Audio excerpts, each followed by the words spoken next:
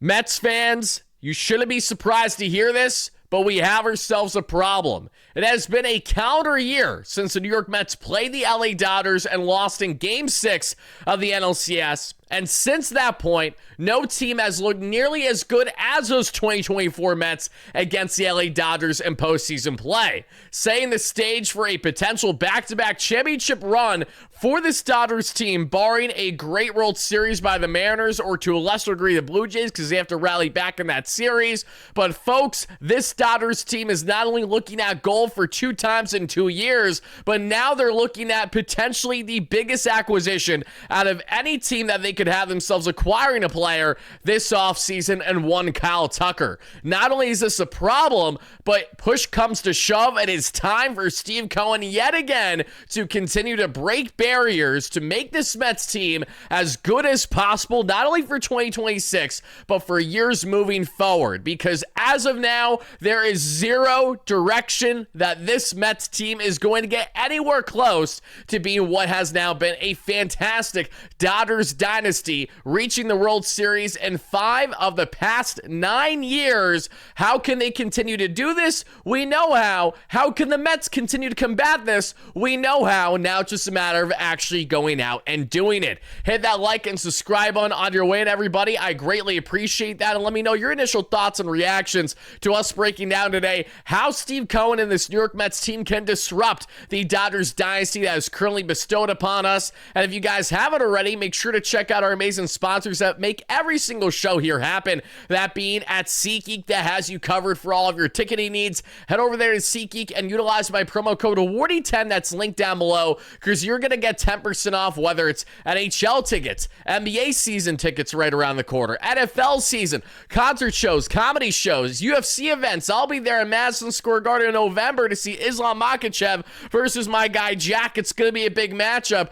All thanks to our great friends at SeatGeek. Check them out. Wardy10, link down below, and mantasleep.com, and use my promo code WARDY, W-A-R-D-Y, because you're going to get 10% off the best sleep mask in the game today that I use to sleep like a baby every single night. Let's get right into this, and let's start with the obvious. I saw it, you saw it, the entire baseball world saw it. Shohei Ohtani single-handedly won that final game to sweep the Milwaukee Brewers there in the NLCS in the most dominant fashion imaginable. Not only did he dominate on the mound by striking out a whopping 10 and allowing measly no runs or so, but he had himself not one, not two, but 3 absolute bombs to propel that Dodgers squad and what was not only the best individual playoff performance, really player performance we've ever seen at the major league level, and it's in history, mind you, but this is exactly why you spend the big bucks for these star players.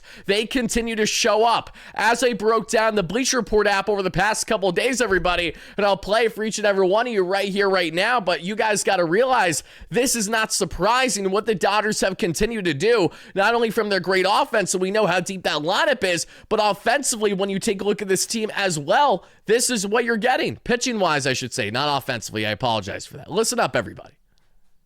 This was prior to them sweeping the Brewers, mind you. This was after Game 3.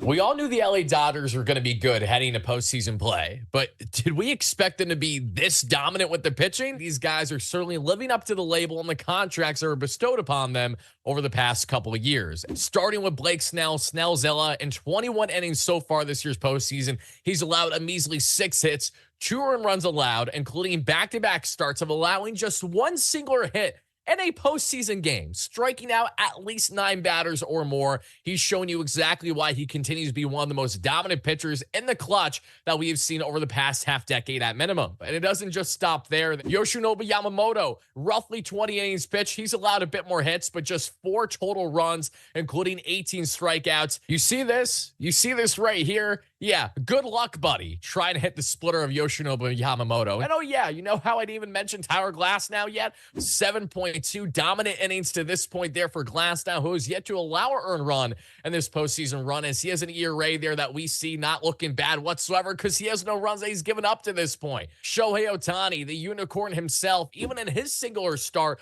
won a strong 6 innings, allowing just 3 earned runs and struck out a whopping 9. So The rest I have to say is this is why you spend the big bucks on these big names. And listen, criticize the Dodgers all you want about how this team operates. And it's crazy how Ohtani looked good in his first start, his second one even better, and hitting 3 home runs in the same time. That's why he's a unicorn. But the point stands, deferred money and all, the LA Dodgers are operating in a fashion that will continue to separate themselves from the rest of the competitors, not only the National League, but Major League Baseball in itself. And you can get as mad as you want about Dave Roberts saying to the fans that, oh, everyone thinks we're ruining baseball. Let's go win 4 more games to ruin baseball even more. How about we actually continue to put the blame on the rightful owners that are schmucks that do not spend the big bucks instead of a Dodgers squad that for north of a decade was dominating the NL West, if not over a decade for that matter, with no championships to show with the exception of the 2020 Short Campaign Championship there in the World Series against those Rays. And it took this Dodgers team a very long time to finally get to the point that they've gotten. And that has been by completely depleting aspects of the farm, completely depleting aspects of young, talented players on their roster for more surefire guaranteed things, and to spend the big dollars pretty much every single offseason when it has been warranted. And the reason why that is so important is because this is not one of those circumstances where Rome was built overnight for this LA Dodger club. Quite the contrary. Now we just unfortunately have to deal with the reality this is their peak prime time. And when you look at the Mets' peak prime, they cannot allow or afford it to be wasted with the prime careers currently of Francisco Lindor, Juan Soto, and company. Brandon Nimmo, who is a contract that most Mets fans can agree wasn't worthwhile on the exact term as much as we love Brandon, he is someone that you look at, okay, that contract you're not overly loving. Then you look at the other aspects of this roster moving forward, right? The core's not getting any younger. The Dodgers are going to continue to replenish their talent year after year because they have not only built a dynasty, but they have built a reputation that's bar none the best in Major League Baseball. The Yankees can't even touch the reputation that the Dodgers now have across the game today. The Red Sox can't even sniff it in comparison. And these are the other highly competitive big market clubs in the game today. The Mets don't even stand a chance. You know, they pale in comparison, and that has everything to do with the Mets' incompetence over the years, because even though this Mets team has spent big, we have seen Steve Cohen continue to go out and roll out the red carpet year after year after year to spend the big dollars. The Mets were just second to the LA Dodgers this year in payroll, right around $342 million. But how much of those contracts were actually warranted of the type of production we were getting from the player? Not all of them. And we have seen this team swing and miss multiple times with big contracts over the years. If it's not just the most recent ones and the schmuck contracts of Frankie Montas, the Sean Manaeas that started to age like milk, sadly.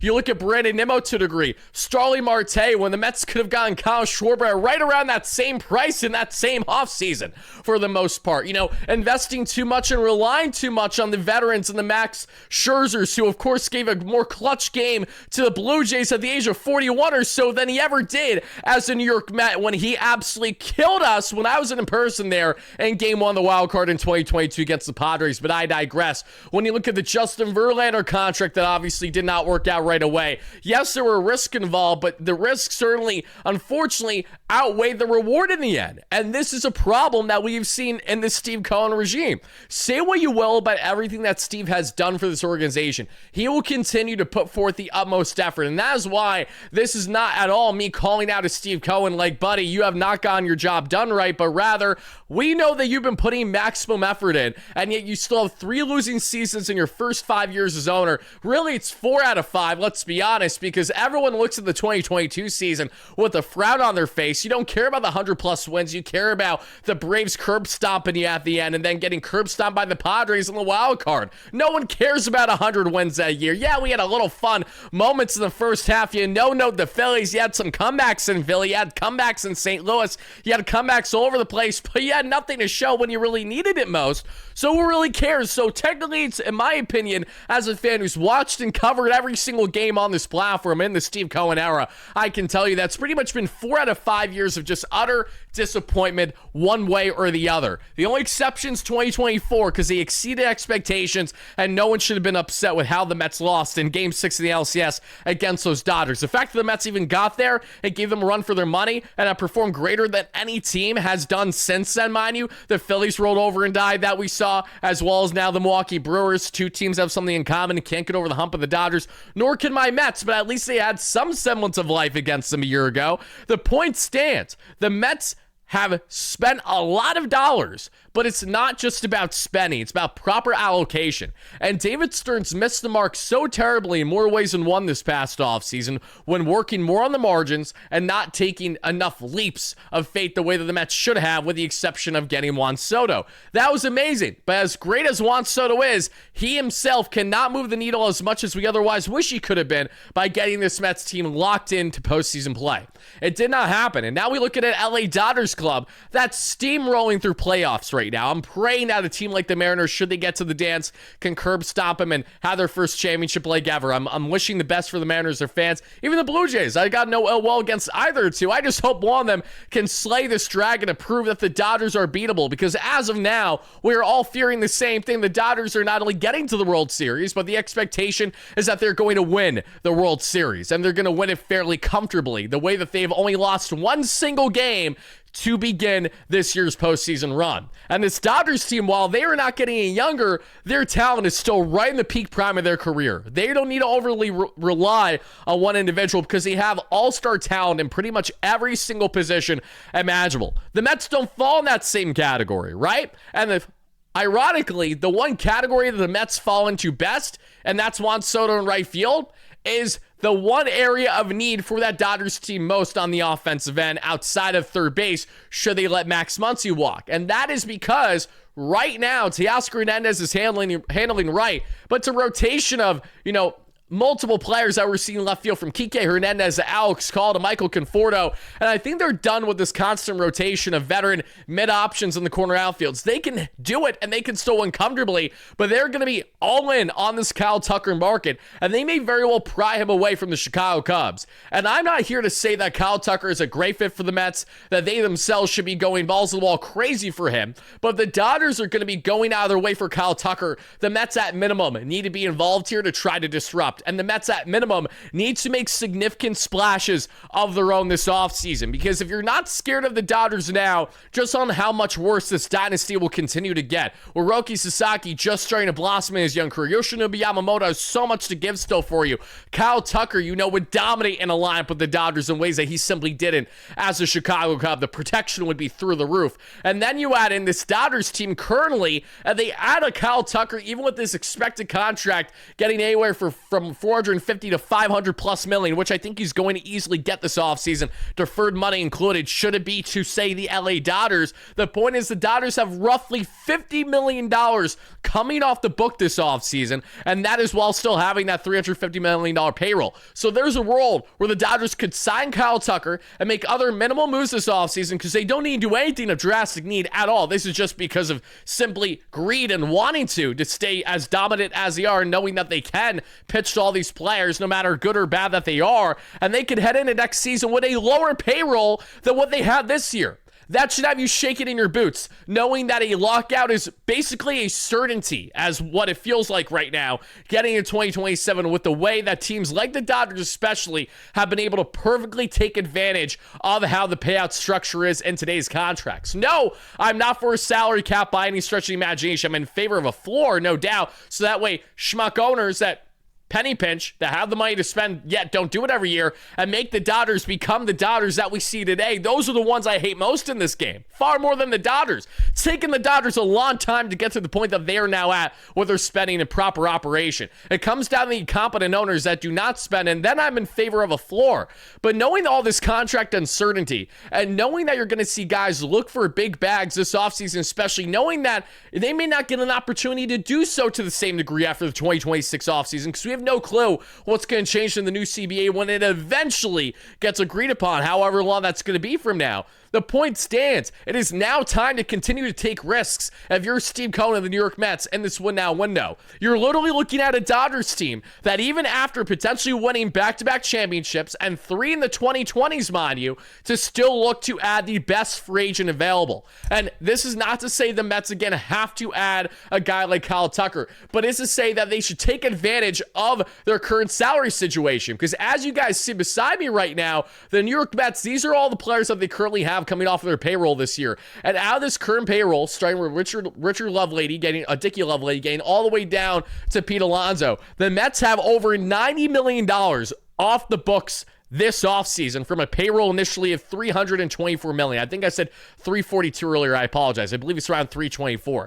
But the point stands, the Mets have so much money coming off the books. And while I want Alonso to return, do not be surprised when the Mets allocate dollars in areas that maybe surprise you a bit, right? Maybe they take further risks and leaps in the free agent market than we were anticipating for certain players that maybe we weren't otherwise thinking initially. You know, is there a world where a team like the New York Mets could get absolutely crazy here and say, you know what, we are going to have a heavy run at Kyle Tucker, and we're going to do that because we're going to try to transition Juan Soto to more of a first base DH type, and we're going to let Pete Alonso walk. Am I saying that's going to happen? No. I actually think it's far from reality that would happen right now. But if you're Steve Cohen and you're David Stearns, you have to evaluate what's going to be best to maximize both offense and defense for this team moving forward. And there's a rightful argument to be had that Kyle Tucker is a guy that you should absolutely be in the market of at minimum. Even if you don't come out as a top bidder in the end, you should be involved there to a degree. Cody Bellinger, I think, makes an abundance of sense as someone who can be your center fielder. And then once Carson Bench is fully ready, say if he's not ready out of spring training next year, when he is, then you can move Belly then to a different position, more DH, first base, rotating different aspects of the outfield for you, you know, especially maybe taking some reps off of Juan Soto if you don't fully commit to a DH. But if you do fully commit to a DH, it goes without saying, Kyle Schwarber is the big bat from the Phillies that you should be salivating over. He's not a left fielder. It's hilarious to see that label there. Kyle Schwarber's not an outfielder. Can we stop this, please? But he is a tremendous DH, arguably the best in the game right now. You look at Alex Bregman, right? The Mets want stability at third base. Let's go out and do a massive blockbuster trade for a starter this offseason. And Tarek Skubal. I don't think Paul Skeens is going to happen. Skubal feels more likely between the two right now.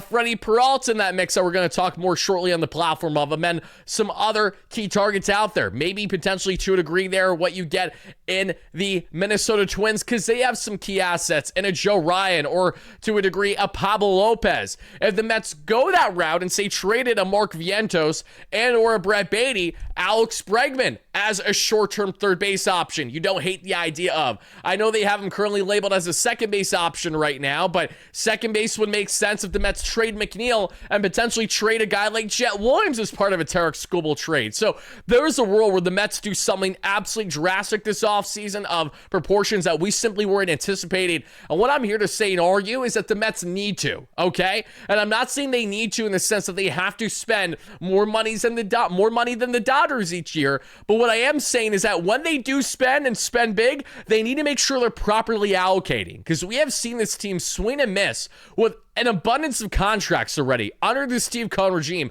on a lot of money. I mean, even if we go back to the start of Steve Cohen's era, that incompetent signing on James McCann instead of waiting out a little bit longer for JT Realmuto. We would have loved JT over the years instead of him going to the Phillies, as much as we love Alvarez. You know what I'm trying to say? Like, that would have changed the dynamic of so many different things. You think of all the years of just missing on certain aspects of players. You know, and Kevin Gausman was more swayed to go to the Blue Jays somehow than even the Mets, even when the Mets offered more money. They tried to land him and Scherzer in that offseason right before you had that lockout in the offseason a couple years ago. You think of all the other guys, Yoshinobu Yamamoto's that the Mets threw $325 at, but of course he was going to go to the Dodgers, right? The Mets, listen, it has been for a lack of effort every single year when trying to go after these players, but they still have swung and missed. And they've swung and missed not only in the free agent market, but they've swung and missed in the trade market in egregious ways that they simply cannot do anymore. I'm sorry. You cannot justify, as Steve Cohen and David Stearns,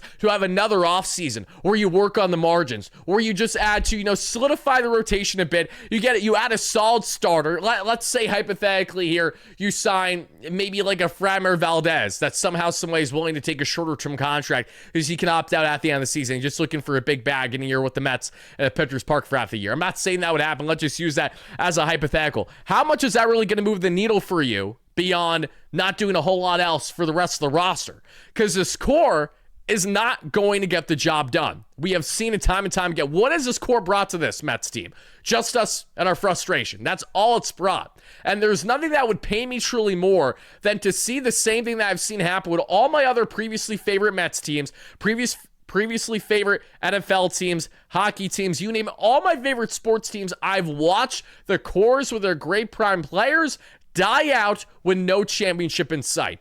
And it would be nothing short of a shame, but how disgusting it would be to this fan base if this team cannot maximize on the potential core years of Francisco Lindor, Juan Soto, Brandon Nimmo to a degree, and others while they have it.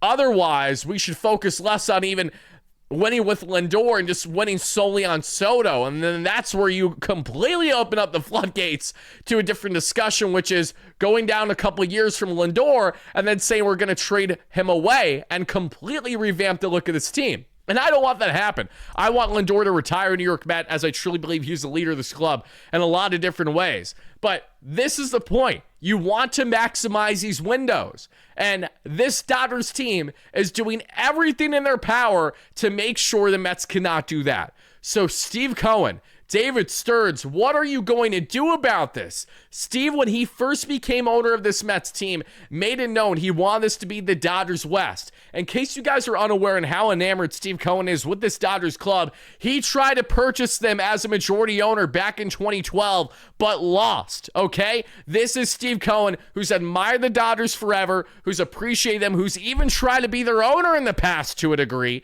and that did not happen. Instead, he goes all in on the Mets, gets his childhood favorite team, lands them, and now we have David Stearns, who he tried to land since year one as owner. It took him 3 years to finally get that discussion and land pen to paper. The New York native grew up a diehard Mets fan himself. Look at the Dodgers. Their GM, Gomes, great young mind, but their Pobo there, their president, and Mr. Friedman coming from the Rays, that's the mastermind. That's the balance of the analytics, the player development, and the max payroll, okay? The Mets have their mastermind, they think, in David Stearns, but that has not worked to its full potential yet. It's year 3 of David Stearns. In year 1, things worked better than expected. In year 2, things flopped completely in more ways than one. Year 3 needs to be the differentiator. Year 3 needs to be the year. Year 6 now, under Steve Cohen, that they make a change. Break the barriers. If that means that this payroll for next season has to be 350, 360, 370, so be it. There's no owner in baseball that has more financial flexibility and comfortability to do what they're doing as of now than Steve Cohen. He's the richest single owner in North American sports for Major League Baseball, okay? Yes, you have Rodgers owning the Blue Jays, but that's more of an entity. This is one single person who is the majority owner of the Mets that spent billions to buy them as a diehard fan. We all know Steve Cohen wants what's best for this team, just like us fans do. And that's why I'm not saying for him to act like a drunken sailor, but he needs to continue to break these barriers. The Mets cannot sit on their hands this offseason and act completely content by going with more than minimum and cruising with the type of decisions that they make. They have to go out here with authority. They have to go out here with creativity, and they have to go out here knowing they finally have a farm that's equipped the way that the Dodgers have utilized to their great degree year after year, the way that the Red Sox did for Garrett Crochet last year, and the way that we will continue to see smart analytic as well as in-game field organizations understand the balance of what it means to win in today's game. And what it means is to spend big dollars. The Dodgers are proving in real time not only the importance of that, but also the sustained structure and stability that comes along with them. The reason why the Dodgers are the Dodgers and the Mets are the Mets is because the Dodgers have had a foundation for the past north of 15 years that they have been building to get to this point. And it's finally blossoming that we have seen over the past 5.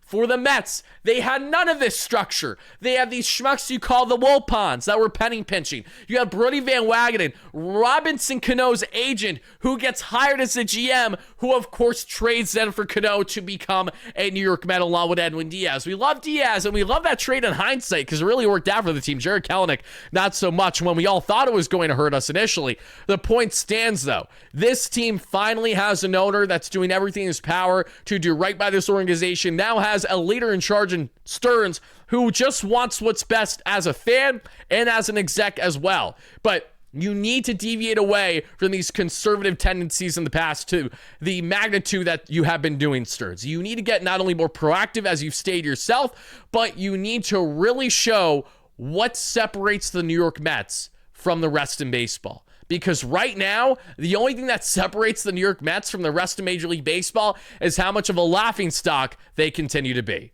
Mets fans, thank you so much. I really do appreciate it. Let me know all your thoughts in the comments down below and your thoughts on Steve Cohen and how aggressive you anticipate he needs to be this offseason for this Mets team. It's as simple as this. The Mets need to add an ace caliber starter this offseason. They should add two, in theory, of high-quality pitching. But if you can add one true ace to pair with McClain, that's a great start. You also need to change aspects of the score. And I'm telling you, if Pete Alonso does not return this Mets team next season, it's going to have far more to do about the Mets changing the culture of this organization moving forward than it is about, oh my God, we just didn't want the home runs and the RBIs and the homegrown talent here.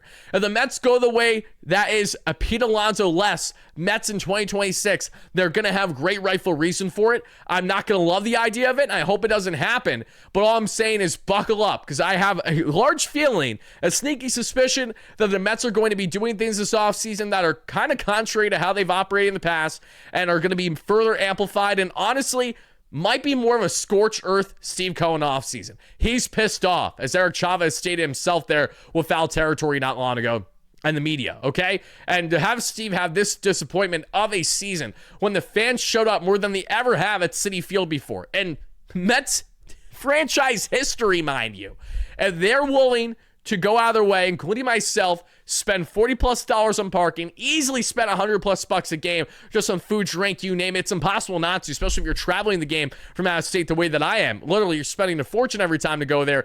And see the Mets flounder as often as they do, even with the strong home record that they had. He saw in real time, Steve Cohen, the fans show up, and yet the team didn't. He's pissed off.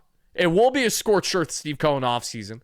All I'm telling you guys is, doubt David Stearns all you want. That's completely fine and justified. He needs to prove himself. I'm calling on David Stearns to yet again prove himself. I'm not saying he's a bad popo by any stretch, but let's not fool ourselves. Do we want to look forward to an entertaining season next year where we have a fun summer? Or do we want to look forward to a team that quite literally looks on paper like a club that can't be effed with, the way that the Dodgers have looked each and every season for the past north of 5 years? That is what I want, because until that happens, you cannot expect a team in baseball to be better than this Dodger dynasty that we are currently witnessing. Thank you guys again for watching. Be on the lookout for more consistent content covering all things New York Mets here on the platform. And this is your guy, Wardy, signing out. Let's go Mets. Peace out, folks.